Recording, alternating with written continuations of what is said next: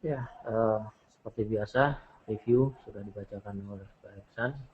Saya ingin menambahkan saja apa yang terjadi pada hari kemarin sebelum liburan maupun pada saat liburan. Pergerakan market nampaknya cukup stabil pada penutupan pada hari Jumat. Kemudian jangan kita lupa bahwa pada hari eh, Kamis, pada hari Kamis kemarin ada data yang diperlihatkan di Kanada, sebetulnya cukup bagus juga. Saya lihat ya, mengingatkan kembali bahwa kita juga punya Kanada yang merupakan produk terbaru atau produk termuda dari Monex. Ini bisa dimanfaatkan oleh rekan-rekan maupun investor untuk uh, mempergunakan instrumen ini untuk sarana investasi maupun trading. Terlihat di sini performa dari Kanada, inflasi juga terlihat pertumbuhan yang cukup bagus. Ini kemarin diumumkan dalam bentuk 12 bulan dari perhitungan kemarin pada bulan Maret ternyata tumbuh sebesar 1,5%, dari level 1,1% itu meningkat sebesar 0,3% kemarin. Terbaca di sini, kemudian juga dari data-data positif yang lainnya juga terlihat di Kanada, sehingga kita melihat juga performa dari dolar Kanada cukup bagus secara teknikal. Apabila dipergunakan untuk transaksi juga cukup memberikan masukan ke para traders untuk transaksi ini. Kemudian kita melihat yang lainnya, yaitu data-data untuk US data. Ya, initial jobless claim kemarin pada hari Kamis ternyata sedikit melemah ke 304 ke 302. Namun begitu masih dianggap bahwa pelemahan ini yang merupakan harga fundamental mingguan juga tidak cukup berpengaruh terhadap performa yang cukup bagus dari rata-rata fundamental yang ada. Kemudian kita melihat dari PMI atau dari Philadelphia, ya, dari Philadelphia secara chart di sini terjadi bagus ya halnya yang terjadi pada bulan lalu, yaitu diumumkan sebesar 9 dari angka indeks menjadi 16,6 dari angka indeks, kemudian dari forecast itu 9,6. Kemudian di sini activity yang terjadi di Philadelphia Manufacturing Index juga cukup bagus, berada di atas titik 0. Kemudian tren yang terjadi juga cukup bagus. Sekali lagi kita melihat bahwa US data untuk akhir-akhir ini minimal sama terjadi 2 minggu ke belakang cukup bagus data-datanya. Kemudian pada hari kemarin juga ada pidato dari Yellen, gubernur Fed yang baru sudah bernanti, tetap isinya yaitu memperhatikan tingkat unemployment rate yang saat ini berada di kisaran 6,7%, sedikit memburuk sebetulnya dari rekor terbaik yaitu 6,6%, menjadi titik fokus utama terhadap kebijakan lanjutan. Kemarin juga menyatakan bahwa full employment itu ditargetkan sebesar 5,2% hingga 5,6%. Juga dia memperkirakan bahwa tidak-tidaknya mempunyai forecast atau prediksi akan terjadi target tersebut selama 2 tahun ke depan. Ini full employment ya, yang terjadi 5,2% menjadi 5,6%, sebetulnya rentang yang cukup besar dibandingkan dengan keadaan untuk saat ini, yaitu 6,7%. Kemudian juga tetap menargetkan inflasi sebesar 2%. Kemudian saat ini terbaca di angka 1,5%. Kemudian dari pidato tersebut juga memperlihatkan bahwa jika indikator-indikator ini tetap, maka Fed nampaknya akan semakin lama mempertahankan rate di tingkat level saat ini. Sehingga yang bisa dirubah yaitu tentang tingkat taper. Nah, kemarin ternyata beberapa analis kemudian dari pelaku pasar juga memperlihatkan dari pola dari transaksi harga, dari pergerakan harga juga mengindikasikan bahwa mereka memprediksi taper akan digaungkan kembali untuk bulan-bulan ke depan. terlihat juga dari pergerakan harga. Nanti secara detail kita melihat secara chart seperti apa. Jadi intinya untuk minggu lalu itu data-data US terlihat performa cukup bagus. Kemudian juga terjadi pidato oleh Yellen sendiri, masih mengindikasikan bahwa taper akan dilaksanakan ke depannya. Kemudian kita melihat dari pergerakan harga pada libur pasca, range datar atau stagnan terjadi di major currency, baik terhadap euro dolar kemarin dengan range yang sedikit, kemudian sterling dolar maupun Australia dolar juga mengalami trend yang sideways atau datar. Kemudian yang terbaca di emas itu terlihat down, kemudian oil yang terlihat juga up. Berbeda dengan emas, ternyata di US stock kemarin pada akhir penutupan pada hari Jumat juga terlihat up. Demikian Pak Iksan, sedikit data yang terlihat kemarin, sementara hari ini performa untuk fundamental di Jepang itu memburuk. Ya. Kemudian kita melihat juga bahwa terjadi negatif terhadap trade balance Jepang, yaitu minus 101,71 triliun yen, minus dari perkiraan dari sebelumnya yaitu minus 1,27 triliun yen. Hal ini juga terlihat merupakan tantangan lainnya manakala Jepang meningkatkan jumlah pajak ekspor penjualan. Iya, betul, Pak Dwi. Dilihat juga sekilas tadi saya lihat juga dari pergerakan yen pelemahannya cukup signifikan. Ditambah juga dengan data Amerika kemarin positif dari tingkat pekerjaan. Terus kemudian ya yang tadi Bapak sempat singgung mengenai Yellen, di situ emang rencana bahwa dari Yellen ingin investor memperhatikan dari dua instrumen, yaitu inflasi dan tingkat pengangguran. Apabila terjadi semakin besar perbedaan inflasi antara tingkat pengangguran, inflasi dan tingkat pengangguran dari targetnya itu dan semakin lambat perkembangan indikator tersebut, maka akan semakin lama Fed mempertahankan kebijakan suku bunga saat ini. Seperti itu ya Pak.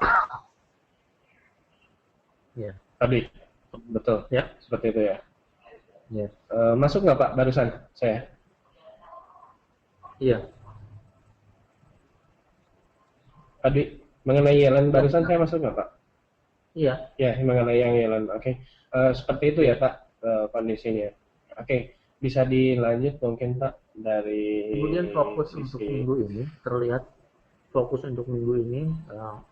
sebetulnya untuk hari ini sedikit data sudah keluar, semua data yang terjadi untuk instrumen kita yaitu di yen tadi keluar. Kemudian untuk besok untuk data-data US dollar itu fokus terhadap penjualan rumah ya, penjualan rumah ini diperkirakan kalau existing home sale sendiri sedikit menurun dari 4,6 miliar ke 4,57. Kemudian selanjutnya sampai akhir periode untuk US dollar, nanti untuk akhir minggu tetap terhadap perumahan maupun 12 link data mingguan, kemudian ke konsumen sentimen dari Michigan pada hari Jumat besok. Kemudian yang merupakan data besar pada minggu ini berfokus terhadap China. China itu akan mengumumkan data tentang manufacturing PMI ya, JSDC flash itu diperkirakan sedikit menguat dari 48 menjadi 48,4. Kemudian juga dari onseling dari Inggris itu akan terjadi vote pada tanggal 23 April itu jam 15.30. Kita perhatikan dari pergerakan fundamental nanti, kemudian respon pada market setelah liburan juga, yaitu vote terhadap asset purchase facility yang diperkirakan akan tetap sama ya, dari 9 anggota hari Rabu ya. Ya. Kemudian terhadap vote juga sama. Datanya untuk hari Rabu Pak. Demikian Pak Ican. Boleh. Itu data-data tadi mengenai yang China, HSBC, Flash Manufacturing PMI, terus kemudian uh, untuk quote mengenai aset purchase facility itu untuk hari Rabu ya, hari Rabu minggu ini. Tadi, Ya, tadi, ya masuk nggak Pak data suara saya barusan? oke, masuk. Langsung aja ya Ya terhadap. itu untuk boleh boleh. Ya, maksud saya itu untuk hari Rabu data-data yang mengenai tadi ya China PMI tadi. Ya, Ya, oke untuk hari untuk dari sisi teknikalnya bisa dibahas Pak. oke. Dari sisi teknikal kita melihat dari dolar, pergerakan dolar masih dalam keadaan stagnan dengan cap daily. Kemudian tren yang terjadi secara long term terlihat menurun meskipun saat ini berada di wilayah tengah. Kemudian secara teknikal trennya yang terjadi pada support itu sedikit menjauh harga saat ini ke 79,90. Kemudian di sini uh, ya terlihat trend down dengan beberapa data. Kemudian kita melihat ke dolar Kanada, ya dolar Kanada dengan chart jangka pendek yaitu 30 menit. Kita melihat harga berada di atas pembukaan saat ini di kisaran 1.10217. Kemudian harga juga masih berada di atas pivot 1.10144. Indikasi masih merupakan trend up untuk medium term maupun dengan perbandingan harga kemarin pada hari tanggal 17, tanggal 18 ini diperkirakan masih akan terus berlanjut terhadap penguatan dolar terhadap Kanada mengarah ke 1.10365. Kemudian Euroswiss yang merupakan patokan terhadap pergerakan switch jadi dipatok sekitar 1,23 1,25 yang diperkirakan oleh banyak investor oleh banyak analis bahwa Euro Swiss ini diperkirakan akan menaikkan angka patokan ke 1,30 ke hingga 1,35 untuk tahun 2014 ini. Kemudian kita melihat secara short term, kita melihat di sini dapat dimanfaatkan tren yang terjadi adalah pembalikan reversal dari tren untuk ke Euro Swiss ini. Kemudian di dolar yen juga performa yang cukup positif ke dolar terhadap yen meskipun yen sendiri tertekan terhadap dolar dari performa yang bagus terhadap dolar sendiri di fundamentalnya. Kemudian harga sekarang masih berada di atas pembukaan dari harga tadi yaitu di kisaran 102,42. Kemudian harga sekarang terus menjauhi titik pivot yaitu 102,43, sekarang 102,63. Pagi-pagi ini sudah terlihat penguatan yang cukup tajam terhadap dolar yen sehingga bisa dimanfaatkan oleh rekan-rekan sekalian untuk pemanfaatan transaksi lebih lanjut. Kemudian di performan sterling dolar terlihat stagnan, ya sterling dolar stagnan. Kemudian kita melihat sendiri cukup stagnan dengan range yang kecil yaitu sekitar 275 pips yang berada di bawah range rata-rata harga ya sangat jauh. Kemudian kita perkirakan di sini akan terjadi pergerakan harga pada malam hari pembukaan market New York. Kemudian juga kita perhatikan pada pembukaan market London nanti. Namun terlihat di sini market masih cukup diam ya untuk saat ini. Kemudian terbaca di sini harga berada di atas pivot. Kemudian masih memperlihatkan harga berada di antara range yang terjadi pada hari Jumat maupun Kamis kemarin. Kemudian Australia dollar ini cukup menarik karena sudah terjadi breakout down terhadap Australia dollar untuk hari ini yaitu di 0.93208 harga saat ini. Kemudian harga berada di bawah pivot di 0.93 0.930304. Kemudian terjadi tren yang cukup kita perkirakan dia akan terjadi penurunan lebih lanjut. Australia dollar terhadap dolar. Kemudian performa komoditi yaitu di emas ini sedikit menurun pada tanggal kemarin ya, sempat menyentuh ke 128.68 hingga saat ini berada di garis menengah, yaitu 50% dari swing dominan yang terjadi panjang dari tanggal ini ya, kemudian hingga tanggal segini ya, jadi dominan. Kemudian band yang terjadi maksimal penurunan kita perkirakan ke 38.2 yaitu 1263.05. Jadi hal ini bisa dimanfaatkan oleh para traders untuk pengambilan posisi limit buy di sini ataupun mengikuti pola follow trend untuk hari ini pada saat ini di daily yaitu pola sell sehingga target di sini ke 1263 nanti tercapai. Kemudian di sini juga terlihat kita perkirakan breakout terjadi di 1277.88 yang merupakan harga yang terjadi pada awal bulan April.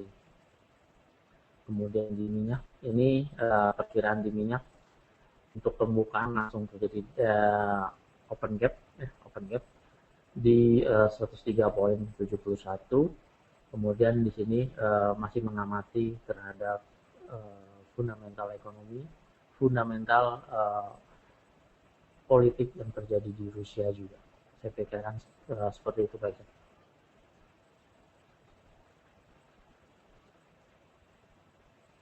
Ya, Pak Dwi, di sini ada sedikit pertanyaan, Pak, mengenai kejadian yang sekarang ini terjadi di Ukraina, di mana kemarin sempat terjadi pertemuan adanya kesepakatan Jenewa antara US, Uni Eropa, terus kemudian Rusia dan Ukraina.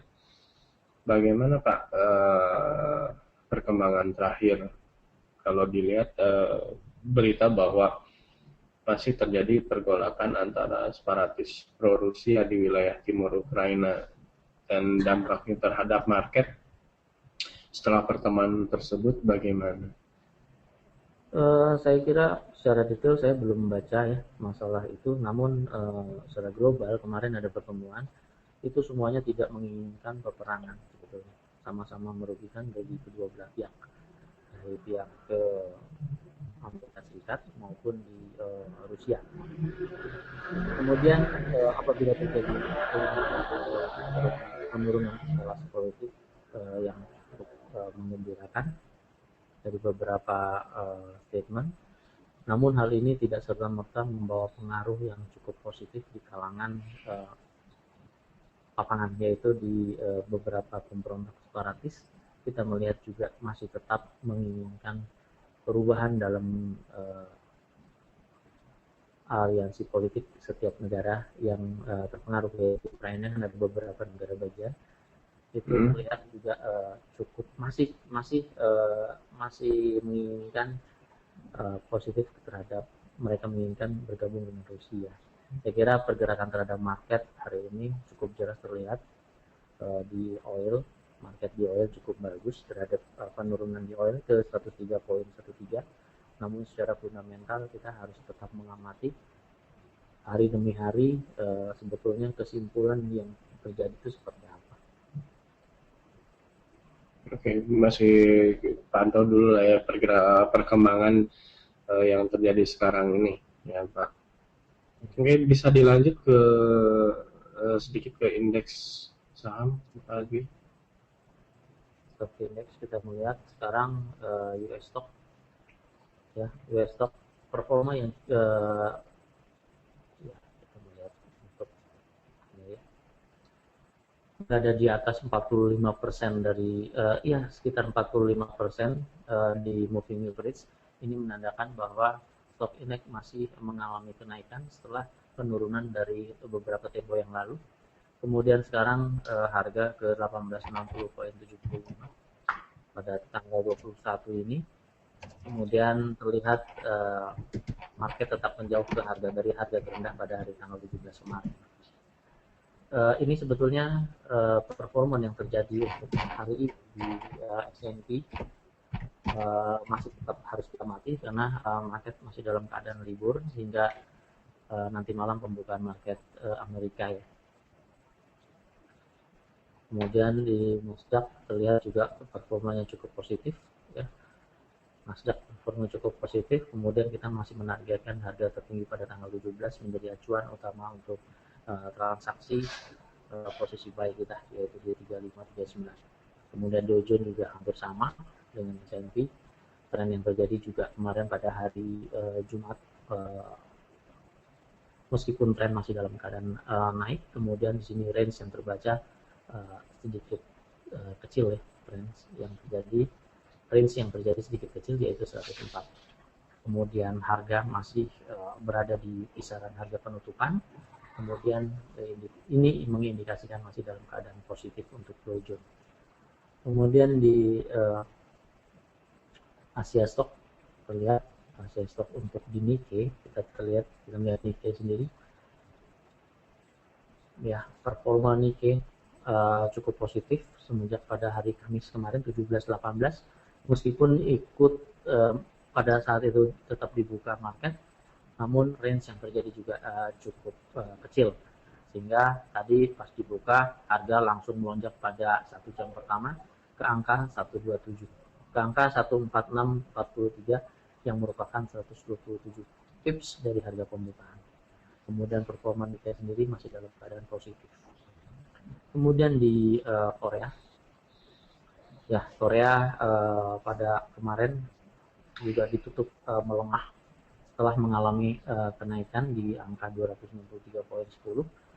Kemudian saat ini masih menunjukkan transaksi stagnan untuk di short term trading kita. Kemudian di Hang Seng, ini dia di Hang Seng, performa yang cukup sebetulnya tren yang terjadi di sini bisa dimanfaatkan ya, menunggu untuk breakout di 22648 untuk Hang Seng. Terlihat performa di sini symmetrical triangle terjadi sekarang mendekati harga resistance di high yang merupakan high hari ini, yaitu di 22791. Apabila terjadi breakout kita mengarah ke 22874. Dan yang terjadi masih dalam keadaan sideways untuk melihat terjadi untuk breakout untuk hari ini seperti apa. Demikian Pak Iksan, morning briefing kali ini saya kira seperti itu. Ya, terima kasih Pak Dwi untuk ulasannya baik dari sisi data fundamental dan teknikal. Dan mungkin saya hari ini untuk morning briefing kali pagi ini, terima kasih juga untuk rekan-rekan sekalian yang mengikuti morning briefing pagi ini. Saya informasikan juga bahwa morning briefing kali ini semuanya materi briefing bersifat hanya informasi saja dan tidak ditujukan sebagai sarana untuk membuat keputusan dalam trading, dan kami berusaha menjadikan informasi yang terbaik bagi rekan-rekan yang trading. Harus diketahui juga mengenai money management dan kecukupan dana serta berita-berita yang sekarang ini terjadi. Oke, terima kasih. Saya hari ini morning briefing pagi ini. Selamat pagi dan selamat beraktivitas.